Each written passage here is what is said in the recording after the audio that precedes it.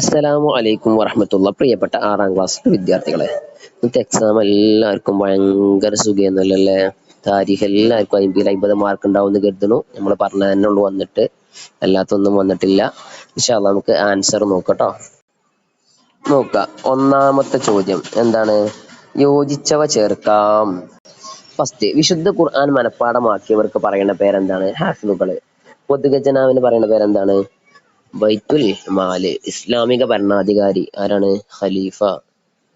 ഇസ്ലാമിക നികുതി സമ്പ്രദായത്തിന് പറയുന്ന പേരെന്താണ്? ജിസിയ. ഖലീഫയെ അംഗീകരിച്ചു കൊണ്ടുള്ള പ്രതിജ്ഞക്ക് പറയുന്ന പേര് ബൈഅത്ത്. വെള്ളി നാണയത്തിന് ദിർഹം. ഇതൊക്കെ നമ്മൾ പറഞ്ഞിരുന്നു പുസ്തകത്തിൽ നിന്ന് പഠിക്കാൻ, ആ ബോക്സ് പഠിക്കാൻ.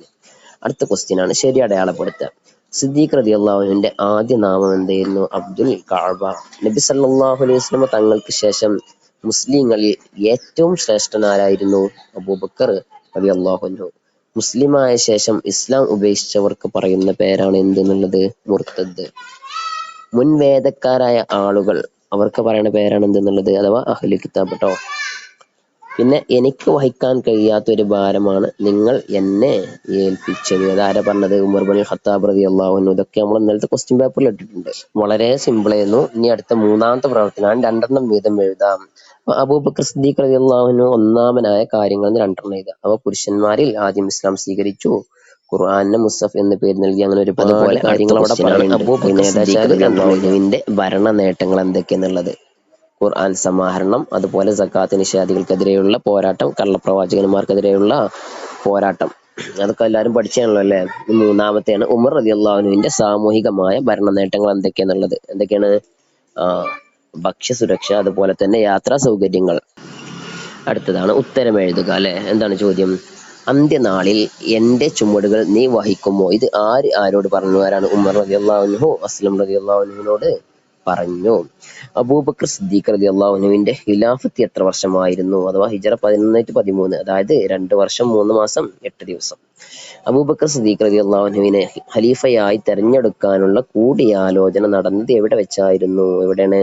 ബനൂ സാഇദ ഗോത്രക്കാരുടെ പന്തയിൽ വെച്ച്. അടുത്തതാണ് പേരെഴുതാം. അമീറുൽ മുഅ്മിനീൻ എന്ന പേരിൽ ആദ്യമായി അറിയപ്പെട്ട ഭരണാധികാരി ആരാണ്? ഉമർ ബിൻ ഖത്താബ് റളിയല്ലാഹു അൻഹു. തബൂക്ക് യുദ്ധത്തിന് സഹായം നൽകിയ മഹാനായ സ്വഹാബി ആരാണ്? 1000 ദിർഹമും 600 ഒട്ടകങ്ങളൊക്കെ കൊടുത്തില്ല. ആരാണ്? ഉസ്മാൻ റളിയല്ലാഹു അൻഹു. ഹഫ്സ ബീവിയുടെ അടുക്കൽ സൂക്ഷിച്ചിരുന്ന മുസ്ഹഫ് പകർത്തി എഴുതാൻ ഉസ്മാൻ റളിയല്ലാഹു അൻഹു അഭ്യർത്ഥിച്ചത് ആരോടാണ്? സയ്യിദ് ബിൻ സാബിത്ത് റളിയല്ലാഹു അൻഹുവിനോട്. വളരെ സിമ്പിളായ, നമ്മൾ പറഞ്ഞതൊക്കെ ചോദിച്ചൊരു ചോദ്യപേപ്പറായിരുന്നു താരീഖ് എന്നുള്ളത്. എല്ലാവർക്കും ഫുൾ മാർക്ക് കിട്ടിയിട്ടുണ്ടാവും എന്ന് കരുതുന്നു. ഇനി അടുത്തതാണ് ആശയം എഴുതാം.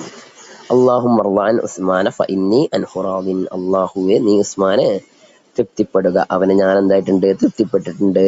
അതുപോലെ അല്ലാഹുമ്മ ർസുഖ്നി ഷഹാദത്തൻ ഫീ സബീലിക വജ്അൽ മൗതി ഫീ ബലദി റസൂലിക. അല്ലാഹുവേ, എന്നെ നീ നിന്റെ റസൂലിന്റെ നാട്ടിൽ ഷഹീദായി മരിപ്പിക്കണമേ എന്ന് ഉമർ റളിയല്ലാഹു അൻഹു ദുആ ചെയ്യാറുണ്ടായിരുന്നു.